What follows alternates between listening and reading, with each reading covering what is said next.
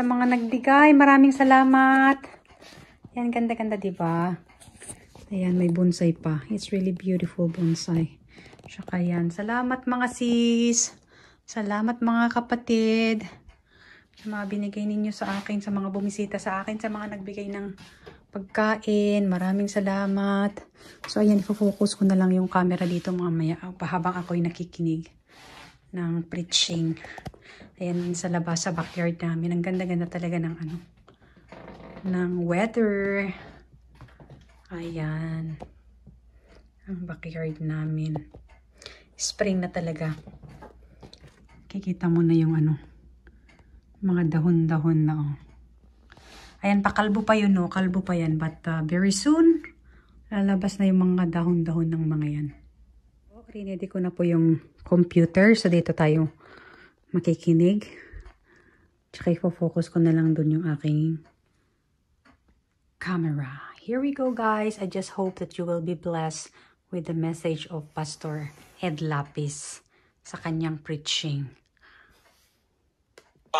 An idle mind is the devil's workshop. Ang isip na hindi puno ng mabubuting bagay, pinupuno ni Satanas ng mga alalahanin at mga kasalanan.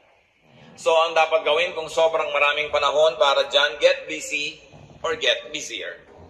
Kaya marami po sa nagkakaedad na mas magpag-alalahanin. Warrior. Kasi maraming panahon mag-isip. Laging nakaupo, nanonood ng paglubog ng araw. Madaling araw pa lang ay mga gising na. At kung minsan ay hindi pinapayagan ng kalusugan nila na sobrang maging aktibo, marami tuloy oras mag-isip. Kaya maaari namang punuin ang isip ng ibang bagay at nang hindi magkaroon ng lugar ang pag-aalala. Pero ang maganda, lalo pinapayagan pa tayo ng ating katawan, is maging abala sa pagkilos. Work. Because work tires our body and shuts off our minds. Try tiring yourself during the day with work, with exercise, because moving good, moving well, is good for us. It gets our blood flowing at naitataboy ang mga pangungulila, ang mga kalungkutan. Kaya mahalaga ang tao, busy. Pero yung sobra namang busy, ganun din ang nangyayari. Because too much preoccupation can backfire. Sabi nga na, many fears are born of fatigue. Pag ang isang tao ay sobra-sobra din namang pagod, ang isip niya nagkakaroon din ng mga kalungkutan at alalahanin. When you worry too much, baka wala ka masyadong tanim na mabuti at natatakot kang umani ng itinanim. Baka marami ka pang tanim na masama, kaya nag-aalala ka tuloy.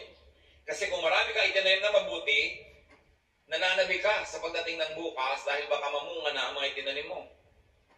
Galatians 6:7, do not be deceived. God cannot be mocked. A man reaps what he sows. Hindi tayo pwedeng dapat magpadaya kung ano itinatanim daw ay inaani. Kaya kung nakapagtanim na tayo ng maraming hindi maganda sa buhay, it's time to uproot bad plants. Pwede pa naman niyang bunutin, may pag-asa pa. Kahit nakapagtanim ka at nalaman mong damo ang itinanim mo, hindi maganda, bunutin. Stop doing wrong kung ginagawa yun at nagawa na. Repent and seek forgiveness. Maraming nabuburang utang pag humihingi tayo ng patawad at tayo ay nagpapakumbaba. At ang dapat gawin habang may panahon, magtanim ng mabuti. Kahit naman may edad ka na, marami pa ring oras para gumawa, magsabi ng mabuti.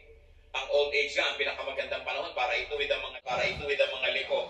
Itama ang mga mali at tapunan ng liwanag ang mga madidilim na bahagi ng ating nakaraan. When you worry too much, baka kulang sa pananalig. Perhaps you're lacking in faith. Sa Matthew 8:24-26, without warning, a furious storm came up on the lake so that the waves swept over the boat. But Jesus was sleeping. The disciples went and woke him, saying, Lord, save us. We're going to drown. He replied, you of little faith, why are you so afraid? Then he got up and rebuked the winds and the waves, and it was completely calm. Well, actually, rational naman at valid yung fear nila dahil malakas ang bagyo, sinasalanta ng bagyo at ng mga waves at mga alon at hangin yung kanilang sasakyang pandagat. Hindi naman imposibleng matakot na nun at hindi naman yun unreasonable. Pero nakita natin yung statement ng Panginoong Hesus dito. He equated fear with lack of faith. Kaya pag marami tayong mga takot at kinakatakutan, ang dapat nating siyasatin yung ating pananalig. We should check our faith. The more faith we have, the less fears. The more fears, it means the less faith. Sabi nga, faith is the assurance of things hoped for, the evidence of things not seen. And if you're assured and you have evidence of God's goodness through faith, you will be much, much less prone to worry. Kaya si Pedro, nung pinalakad ng Panginoon sa tubig, nung siya'y nag-alala, natakot, siya'y lumubog. Matthew 14:29-31, "Come," he said. Then Peter got out of the boat, walked on the water, and came toward Jesus. But when he saw the wind, he was afraid, and beginning to sink, cried out, "Lord, save me." Immediately Jesus reached out his hand and caught him. "You of little faith, why did you doubt?" In both cases, yung lulubog na bangka at lulubog na Pedro, pareho silang sumigaw, "Lord, iligtas niyo po ako," o "iligtas niyo kami," at sila naman ay sinagip ng Panginoon at muling napanatag. So nakikita natin, pwedeng mangyari na mag-alala tayo, pwede tayong malibang na manghina ang pananalig, pero pag nararamdaman natin yun na tayo ay tinatalo na ng takot, magpaligtas kay Jesus, manalangin, tumawag, dahil yung example, nakita natin, ang tumatawag sa Panginoon, sinasagip niya. Kaya kung isang nakakalimot tayong manalig, nakikita mong ninenervyos ka na pala, takot na ang nag-ahari sa iyong buhay, pangamba, anxiety, even panic, remember Jesus and call upon Him. Siyempre, nakakapanik yung lumulubog ka sa tubig. Tulad ng panik ng maraming taong iba't ibang korte at hugis at kulay, but the Lord is still Savior of all our worries. And Savior from all our concerns. When you worry too much and you think that your faith is a problem, then ask for more faith. Humingi. Minsan ang ating mga panalangin parang grocery list, shopping list, hingi nito, hingi nun. Maganda idagdag dyan yung bagay na hindi material. Humingi ka ng karagdagang pananalig, tibay ng pananalig, sapagkat yung taong may tibay ng pananalig, kahit anong bagyo ang dumating, kahit anong warning at signal ang marinig, hindi siya nababagabag. Mag-alala man, konti lang. Hindi siya natatalo at hindi siya nasasakal ng takot. Kaya ang sabi ng mga apostles sa Luke 17:5, increase our faith. Yan ang panalangin nila sa Panginoong Jesus. Sapagkat napatunayang kulang ang pananalig nila, ang hiningi nila, dagdagan yon. It is very important for us to practice faith. Habang ito yung pinapractice mo, you put it to use, lalong tumitibay, lalong lumalalim ang ating pananalig. Kung tayo mapag-alala, baka kulang sa kaalaman sa mga pangako at salita ng Diyos. Kung alam kasi natin ang mga pangako at salita ng Diyos, halos lahat ng concern natin covered. And I dare believe every concern is covered. Nung nananalangin itong sa Solomon, sa Panginoong Diyos, mas magsalita niya, ay nakakatiyak tayo na yun ay i-honor. Because God will always honor His word. Solomon, knowledgeable of God's promises to his father, claims it. So it's important for us, bago dumating ang worry, bago dumating ang fear, to know, then to claim and apply God's provision. Hindi kung kailan ka na nag-aalala at natatakot, doon ka pa maghahanap at mag-aaral, baka sa kalituhan mo, wala kang makita. Kaya mahalaga, mag-aral na agad. Sa uluhin ang mga salita ng Diyos, at i-quote sa sarili mo, i-quote sa pinoproblema mo, ang mga pangako niya. Pagamat kung hindi mo yung nagawa, may problema ka na, naghahanap ka pa rin, kapakipakinabang pa rin yun. Pero tiyak na kapakipakinabang lalo kung ginagawa natin before the need arises. Psalm 119 verse 50, sa lahat ko ng mga nagdurusa, nahihirapan, memoryahin niyo itong verse na ito, alalahanin, gunitain, anumang wika. My comfort in my suffering is this: your promise preserves my life. 5 very big words here. Suffering. Namnamin natin ang Psalm 19:50, sabi, my comfort is my suffering. So unang-una, suffering. Pagka ating pong inalala yan, there is suffering. We all go through suffering. Pero sabi niya, my comfort in my suffering. Bawat suffering, bawat pagdurusa, may kakambal na ginhawa. May kakambal na pampalubag loob, pampalakas ng loob. Sa inyo, my comfort in my suffering is this: your promise preserves my life. So, ang pangako ng Diyos, ang ginhawa ng mga nahihirapan, at ang salita ng Diyos at nagpapalawig, nagpapahaba ng buhay ng tao.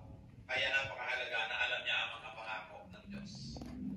Kung alam natin ang mga dealings ng Panginoon sa mga taong ang buhay ay nasa Biblia, nakita natin ang mga pinayagan ng Panginoon na hirap, at kung paano sa halos kaduluduluhan ay biglang darating ang rescue, biglang darating ang tulong, dahil mayroong dahilan ng Diyos.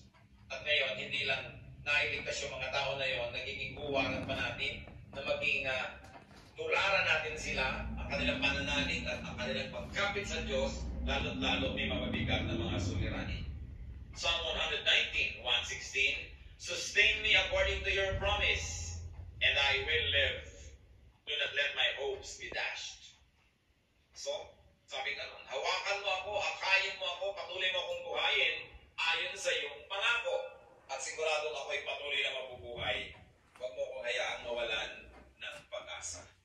Maraming magagandang pangako ang Diyos. Dapat alam natin. When you worry too much, baka kulang din sa panalangin.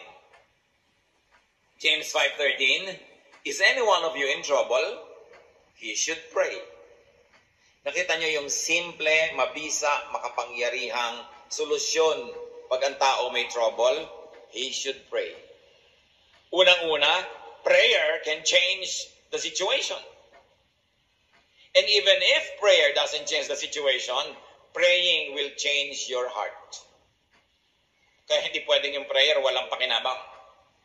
Maaaring gawin ito yung ginugusto natin na mabago ang sitwasyon, malutas ang problema, dumating ang solusyon, etc. etc. O kaya hindi man ganon, nabago naman ang pananaw natin, nabago ang ating pag-iisip, ganun pa rin ang bunga, tumahimik ka. Ang mahalaga naman sa tao, yung payapa siya eh. Yung tahimik ka kahit may problema, kahit nga hindi masolve yan, tahimik ka pa rin. Daig mo pa yung nasolve yung problema, pero magulo pa rin sa isip niya. Kaya ang mahalaga yung kalooban. At napaka-importante nito mga kapatid, tandaan natin, hindi ninyo kayang kontrolin ang mundo. Hindi ninyo kayang kontrolin ang global warming. Hindi nyo kayang kontrolin ang earthquakes. Hindi nyo kayang kontrolin ang mga political turmoils. Hindi nyo kayang kontrolin na maging sakit. Pero kaya yon ng Diyos. Kaya pag ipinapanalangin mo at inilalapit, ang laki-laki ng nagiging inhawa mo dahil alam mong alam yan ng Diyos. At kung gusto niyang baguhin yon, sinong makakapigil sa kanya? At kung hindi niya binabago, meron siyang magandang dahilan. Manalig ka na magandang kanyang dahilan kahit kung minsan hindi naabot ng iyong isip. Pero eto pa, kung hindi mo makontrol ang mga bagay na yan at hindi kinontrol ng Diyos para sa kagustuhan mo, meron ka pang pwedeng kontrolin, kapatid, yung kalooban mo. Pag pinili mong manalig, pinili mong sumamba, at pinili mong pumanatag sa salita ng Diyos, hindi ka tatablan ng pinoproblema mo. Kaya laging kapaki-pakinabang ang pananalangin. So you always pray and pray and pray. Yung madalanginin, malayo yan sa pag-aalala. Lalo't ang pananalangin ay punong-puno ng pasalamat. Kasi kung nananalangin ka ng nagpapasalamat, oo nga naman, naaalala mo unti-unti na ang dami ng mga maganda sa buhay na dapat ipagpasalamat. Nababalanse ang iyong alalahanin at natutuwa ka pa kung lumaon. At yung problemang hindi nasosolve, malaking bagay, kung nalilimutan man lang kahit sandali. Because you keep your sanity and you keep your cheerfulness. Mga kapatid, huwag kayong killjoy sa mga taong humahanap ng ligaya. Kasi hindi nyo naman papaligayahin eh. Halimbawa, yung nanay niyong byuda, may boyfriend. Mano, byuda naman. Bakit sasamahan mo ba siya pag gusto niyang manood ng TV? Sasamahan mo ba siyang manood ng sunset? Hindi rin naman, busy ka rin sa sarili mong asawa at mga anak. Tapos pinagkakaitan mo yung nanay mo, yung tatay mo ng kaligayahan. Ang mga tao kasi maraming dala, maraming problema. Matuwa tayo pag nakakakita sila ng konting itinatawid sila sa ganung mga hirap. Pasalamat ka na hindi na nga ikaw ang magtatawid at hindi na ikaw yung kailangan laming nandoon. People have needs. Kaya kailangan maging maunawain. Kaya kung marami tayong mga alalahanin, baka kulang ka lang sa entertainment. Hindi naman masama yung entertainment eh. Basta wala kang binibreak na law of God. Basta walang nananakawan at hindi ka naman naghahangad, gusto mo lang malimang. Kung gusto ng Panginoon, tayo ay magkaroon ng buhay na masaya.